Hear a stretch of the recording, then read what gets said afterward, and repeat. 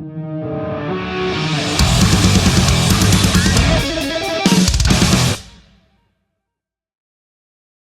we go. Where are you at? You just at home? Studio, yeah. Oh, that's the one you built at home? It is. It is. Yeah, this is the new. It's still getting put together piece by piece. There's a little bit left, but not too much more to go. Man, it's the dream. Hey, like that's what I wish I could do with this, but this is just full of action figures and fucking nostalgia. But Also, a dream in itself. So, well, Danny, it's good to talk to you, man. Hmm. Thank you for your time. It's good to talk to you as well. Yeah, my name's Nev, and mate, I got to tell you, I'm a very, very big fan of what you do. So, when these things sometimes come around, it hit me this morning. I was like, "Yeah, we haven't chat with Danny, and holy shit!" So, so it's a morning, it's a morning. But how are you, man? I know you've had a big night, but what's happening?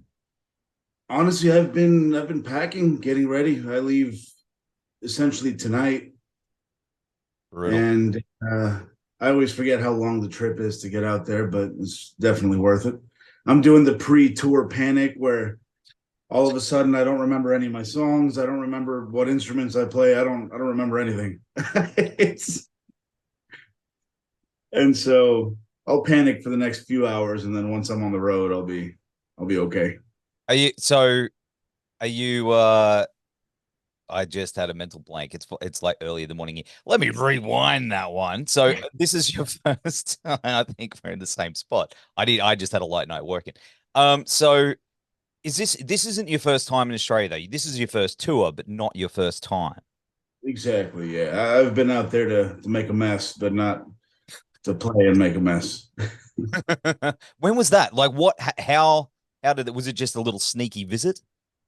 Yeah, the last time I was there was 2019, I believe. Probably 2019. Wow. So it's been a while. I'm assuming, yeah, 2019. So was that just And a tourist thing, or? yeah, tourists, just seeing friends, hanging out. I had some friends that were going on this trip to Europe, and I got a little jealous a few days before they left. So I was like, I'm gonna go on my own trip. I don't care about you guys right now. And I bought my flight out maybe 2 days before leaving, and customs did not like that. So when I got there, one of the first questions was, "Well, what do you do for work that you can just buy a ticket to Australia 2 days before going?" And I told the musician, they go, "Oh yeah, you're one of those. Okay, They- yeah." yeah, I think so. Just yeah. Did you like it here? It's one of my favorite countries in the world. You're just saying that, aren't you? You just No, no, I say it to everybody. I say it's one of the most amazing places I've ever. It's not even just being there. It's not even the place itself. It's everybody that I've met. Whether if I met somebody in Canada Mm. who's from Melbourne or something like that, it's always the best time. Just great people. I've never met. No, I've met a couple bad ones, yeah, but Yeah, there's a couple. Uh, no, I've always had a very, very an open time. Like just very freeing, to be honest. man, and I can't Yeah, believe you're starting the tour in my hometown. That never happens, bro. Gold Coast. Have you? Did you yeah. come here I when didn't you go to came? Gold Coast. No, I Man, haven't been there. you're gonna love it, dude. Like, I'm excited. I am doing a little sneaky. Maybe I shouldn't say it, but I'm gonna. Uh-oh. Is that? Oh, let me plug this in so it doesn't die. Sorry. oh yeah, don't die on me, man. There we go. There we go. Not dying yet. But And yeah, the same thing. So my favorite guitars in the world are not the guitars I normally play, and it's only because they're so hard to find out here. But Maitons, ah, I love, love, love those guitars so much. So my plan is to land and go. I found a couple shops around there that have some of the ones I like. And I'm Unreal, just man. those and haul that around. I'll probably get in trouble for saying that, but that's okay. By who? That's the thing. Yeah, I know. Yeah. Look at that one. I know that you know. Hey man, this whole room is filled with that shit. But Mhm. dude, but man, I tell you what, it's gonna be pretty damn special for us that you're coming down and playing for us. And man, of course, with this new album, Yours Until the War Is Over is phenomenal, dude. It is such a great fucking record. I love Thank it you. so much, man. Like, and the reaction has been really good online. Like, I'm part of the groups, and I've seen other people sort of jump on board. You know, they've sort of just caught on, and it's really cool to see their interpretations of your music and stuff like that. Are you seeing a lot of that now? Like, I don't go online much. I used to go online a lot more, and it started affecting me mm, internally. I kept hyper focusing on the few negative comments that would be there, and it became a disservice to all the positivity that was surrounding what we were putting out. So I decided to kind of step away from the internet in general, and whether it's a weak constitution or whether it's just I don't know what it is, but I spiral into these moments where I get disillusioned with the world as it is, the state of not with music or what I do or anything, but just the state of things and the impersonal connections that we've kind of found ourselves living through recently. And then you meet some really cool people, and then you get your hope again. But I've noticed that until I can figure out how to manage myself in terms of the reminders of the positive, I'm staying away from everything. So I don't even know what people are saying, to be honest. mate, you don't want to fucking know. No, not about you, but I mean in general, dude. Like, it's just it's a cesspool of negativity and stuff, and you do get those glimmers of hope. You do, and then but then there's all the stuff. I wouldn't, if I wasn't doing this whole thing and my own music, I wouldn't be on social media. Yeah, You know, it's just it's a it's bit, hard. it is. Hard. It's But a it also is the only tool, the mm, main tool, not only, but the main tool that people use. And we've built our society around it, and that's okay. Some people thrive, some people don't. I'm just one of those who doesn't thrive. man, you're doing it right. Whatever you're doing it right. That's for sure. You don't need Facebook and stuff. Now they're going to cancel me. I'm going to have them knocking at my door with hired goons. But it's you don't need that. But hey, man, I do want to ask you though. Have you been playing one day at a time live, and have people been going ding dong when it comes to the ding Uh, dong? we haven't played it yet. We're saving it for the headline tour so that Tally and I can play it together. Okay. But funny enough, I really, really hope they do. I've been waiting for that moment for so long. Oh man, and I was like, that's gonna be the best thing in the world live. Just hearing everyone go ding Ding dong. dong.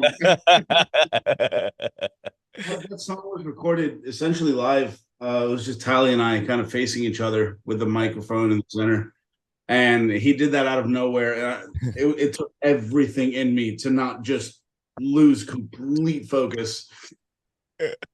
He does that a lot. He throws me off course a lot with just these hilarious little quips. Man, I love it. It's so good. But hey, in you recorded it in your studio there. How did you find that, building your own little studio, your own little space, helped the creativity of the album? Like, I can hear some stuff on here that's very different creatively than where you've been before. So did that play a part in it? I think two major components that changed.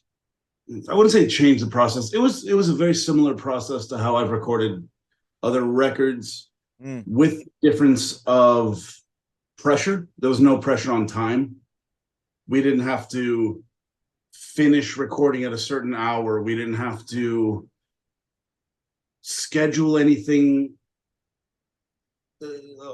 calendar wise. So the only restraints, the only parameters that we had to honor were leaving on tour. Otherwise, we could be in here working 24 hours a day if we wanted to. So that was liberating without having to think of, every hour in the studio costs money, because it doesn't. The second, and I think this one may have been even more important than the first, I wasn't embarrassed to try new ideas. Yeah. And I wasn't embarrassed or shy to suggest other ideas, because it was just, I was working with my brothers. It wasn't a friend or somebody that I had a professional relationship with. It was just, they know how stupid I am as it is. So it didn't matter at all whether an idea that I had was ridiculous. But having that space, though. We've tried all of those. Yeah, sorry, cut you off. But man, I've experienced that as well. Like, we've got our own studio now for my band. Like, just a death metal. We're a death metal band. But I love it. It's a nerdy death metal band. But I found going from having our own space, I can do a lot more vocally, and I'm more comfortable than going to a room with someone that just sits behind the computer and goes, next. Oh yeah, it's a difference, dude. Big difference. Huge. And that freedom of just messing up, the freedom to mess up, the freedom to not worry on both sides, within time and within shame, the freedom to completely explore every angle of that space is a beautiful, beautiful form of expression. And I think it leads to everything that I wanted to find for this record. Even on a song like It's All Gone, the first time I did the little Tom Waits homage vocal styling, it was kind of a joke. I did it kind of as a joke. I would have never done that in somebody else's studio, or I would have maybe played it off as an actual joke itself. But I felt so shameless amongst brothers that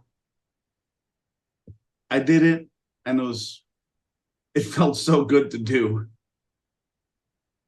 that we ended up just doing it until, surprisingly, it was very comfortable to do physically, and it felt very natural. And so we decided to do it like that on the record.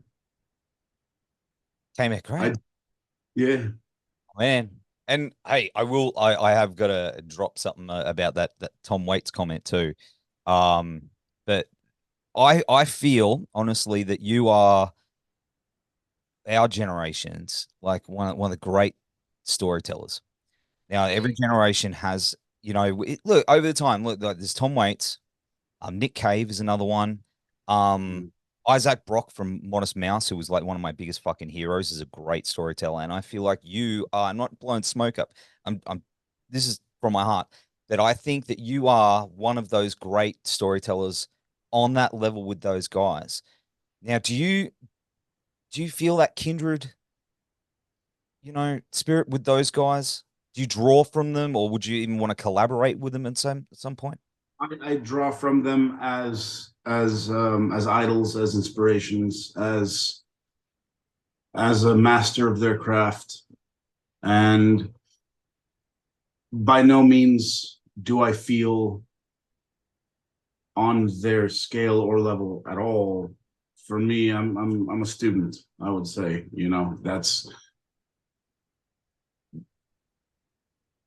I don't necessarily focus on whether the lessons that I'm, learning and putting forward on these records are successful, because like I was saying before, I just pick everything apart way too deeply, much like you do, I'm sure, with your music. Oh, yeah, no, yeah. Everyone, you hear something, everyone else is like, no, this is great. You're like, this is absolutely not. This is I want to throw this one in the trash. That's um, so yeah, I draw from them quite a bit. Fiona Apple is another very, very big one for me. As Oh far as the storyteller. man, that's it. Yes, I feel embarrassed that I didn't even mention it. Oh, I mean, it's. I feel like Fiona Apple got put into a category early on in her career that people didn't see her as the storyteller that she is. They just saw her as a quirky, Yeah, successfully quirky, element of popular music. But when you dive into the emotions that are in those songs, I mean, it hurts. It hurts. The especially vocally, the emotive nature of, like, in Parting Gift. Parting Gift is one of my favorite songs on earth because I feel both sides of that story so immensely yeah. that it does split me into two different people while I'm listening to that song. And I go, oh, now I'm hurt. Oh God. And Oh, I don't know too many people that can express both sides of a story from a singular point of view. no, no. Oh man, I wish you two were here, but I know it's difficult for her. But she's incredible. Like her stuff moves me like your stuff. Like it's stuff that I'll be like, gets me Yeah. real hard. But this is one thing. Like I had a million questions for you, but I'm running out of time. But I did want to mention something. I mean, you know what the Mandela effect is, right? Yeah. Okay. Yeah. Because I'm not the only one that's fucking mentioned this. There's someone that's mentioned this in the group as well. That somewhere, I swear that you did a beautiful cover of Rainbow Connection, and like a video of it, and other people have mentioned it to me as well. And then I went to find it, and it didn't exist. And I was like, huh, is this? It doesn't exist. Am I crazy? I'm not even here right now. Is this? I'm genuinely trying to think about it. While I think, I will mention, I don't know if you saw the Willie Nelson um, that he recently did the collaboration with Kermit the Frog live. No. If you should look it up. It's Willie Nelson and Kermit the Frog, and they sing Rainbow Connection, and it had me weeping. It's such a powerful song. Yeah.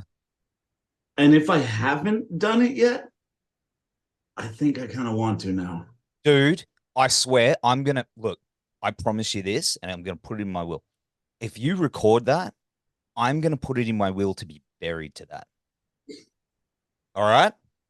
That's my I'm going to tell my wife, no pressure, pressure. I'm gonna go and tell my wife now. I say, look, I was talking to Danny, he's gonna record it, and I want you to put me in a cannon and fire me into a tornado as that's playing. So Wait, that's how I want to go also, in a cannon.